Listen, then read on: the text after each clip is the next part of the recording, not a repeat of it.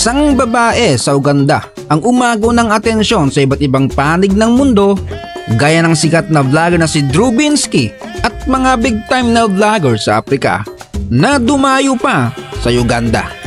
Ang tanging ina na ito ay nagsilang lang naman ng 44 na anak, 22 na lalaki at 16 na babae. Sa edad na 36 sa iisa lamang na lalaki. Ang tanong paano niya isinilang ang ganito karaming anak? At paano sila nabubuhay matapos silang iwanan ng magaling niyang asawa?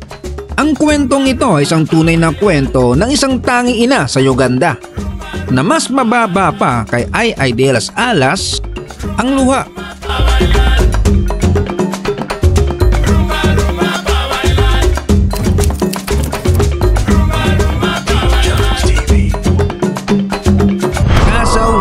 Uganda, kung saan nakatira ang ating bida, na kung hahanapin mo siya gamit ang tunay niyang pangalan ay marami ang di nakakaalam dahil mas kilala siya sa kanyang bansa na Mother Uganda at Mother Africa matapos bisitahin ng mga vloggers. Isinilang ni Mother Uganda o Marian Nabadanzi Babirye sa tunay na pangalan ang kanyang unang mga anak sa edad na 13. Matapos niyang ibenta ng kanyang hinayupak na ama sa isang damatans na lalaki na may edad 57 at sa pilitang ikasal kapalit ng baka at pera.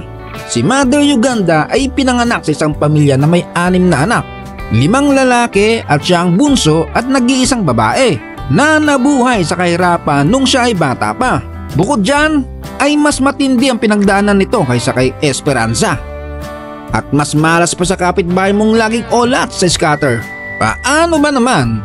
3 araw matapos siyang isilang ng kanyang ina ay iniwan silang magkakapatid matapos palayasin ng kanilang ama ang kanilang ina sa kanilang pamamahay na meron na palang naka-add to cart na babae.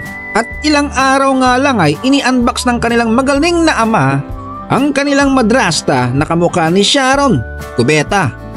At ang masaklap dito, may pagka-impakta ang naiuwi ng kanilang buwisit na ama na maliban sa ginugutom sila ay inaalila at madalas pa silang umbagin.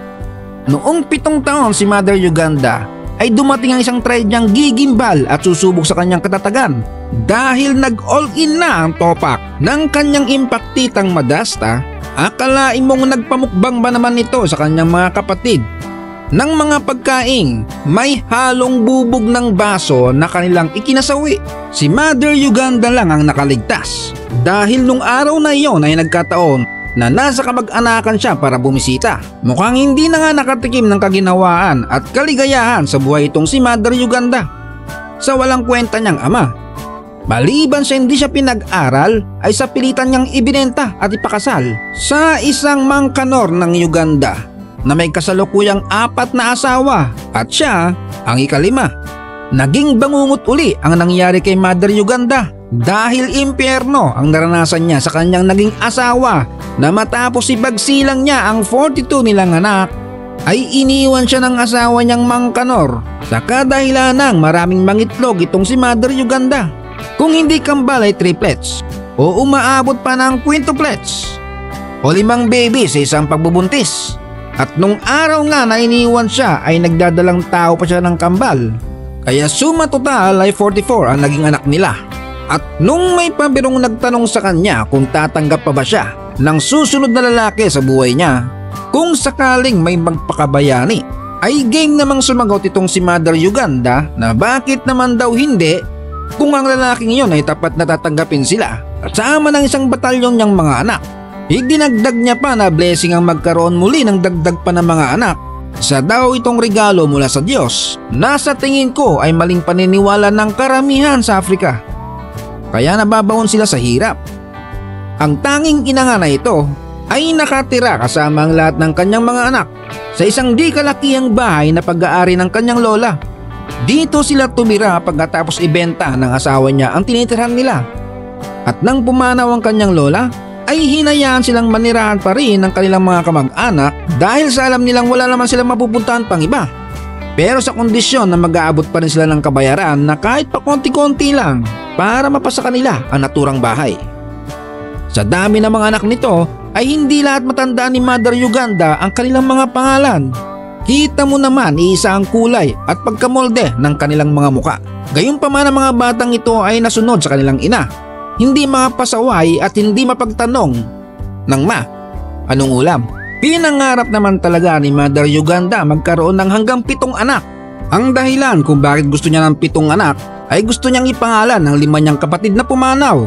Isa sa pangalan niya, kaya lang sa 2 pagbubuntis pa lamang ay kumota na agad sa 7. Kaya agad siyang kumonsulta sa doktor para pigilan ang muli niyang pagbubuntis. Ngunit ayon sa doktor ay natuklasang meron siyang rare genetic condition na tinatawag na hyperovulation na nagiging sanhi ng kanyang pagpapakawala ng maraming itlog ng sabay-sabay na kung sakaling pipigilan ito ay may negatibong epekto na maaaring ikaaga niyang ikamatay at pinayuhan siyang ituloy na lang daw ang paggawa ng sanggol dahil ito ang pinakamabuti para sa kanyang kalusugan.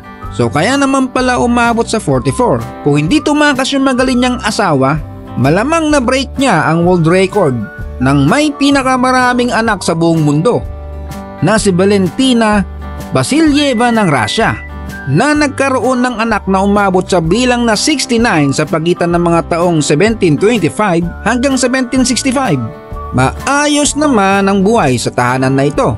Bawat aktibidad ay may kanya-kanyang nakatoka. Para lang silang nasa high school campus, natutulog sila sa isang maliit na lugar na puno ng mga bunk bed. Ang iba ay sa sahig o kanya-kanyang diskarte na lang kung saan pwesto. Sa oras ng kainan, parang mga preso, may pila at disiplinado.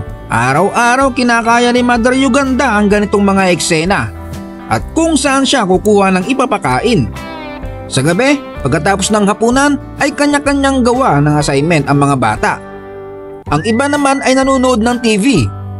Masaya rin ang kanilang lugar na parang sa Pinas. Kapag gabi ay may mga nakatambay sa labas ng bahay, may mga naglalaro at mga nagbebenta ng makakain. Sa oras ng gabi ay parang sekyo sa gabi tong si Mother Uganda. Sinusuri kung ang lahat ay natutulog na at kompleto bago humiga na rin sa kanyang kama. Sa madaling araw gumigising na sila. Ang ilan ay nagsisimulang maglinis, naghahanda sa pagpasok sa school at nag-iigib na ng tubig ang iba. Mahusay itong si Mother Uganda magpalaki ng mga anak. Alam ng mga bata ang kanilang responsibilidad at gawain sa araw-araw. Hindi man nagkaroon ng pagkakataon si Mother Uganda na makapag-aral, sinabi niyang gagawin niya ang kanyang makakaya para makapag-aral ang kanyang mga anak. Maswerteng nakapagpatapos siya ng isang anak na babae. Ang problema nga lang, hindi niya alam kung nasaan na. Walang balita kahit sa mga kaibigan. May chika lang na nagpunta raw ito sa bansang Colombia. Iginigiit naman ang kanyang mga anak na lalaki na kung sakali nga makapag-asawa ulit ang kanilang ina ay hindi daw nila hahayaan na may magbuhat ng kahit na daliri sa kanilang ina. Alam ng mga batang ito na natatangi ang kanilang ina sa lahat, na kahit na anumang pagsubok na dumaan sa kanilang ina ay hindi sila iniwan at pinabayaan. Sa ngayong year 2025 ay 45 years old na si Mother Uganda at solo pa ring magulang sa kanyang 38 na anak na lamang dahil sa 6 sa mga anak niya ang sumakabilang buhay. Dati silang nabubuhay sa paggawa at pagbebenta ng mga halamang gamot sa mga nangangailangan at naniniwala dito. At nakakatanggap naman sila ng biyaya sa mga iba't ibang vloggers. Ang isang African vlogger na ito na si Wodi Maya ay pinaayos pa ang kanyang bahay, nagbigay ng mga foam mattress, bigas, grocery at iba pang kagamitan sa bahay.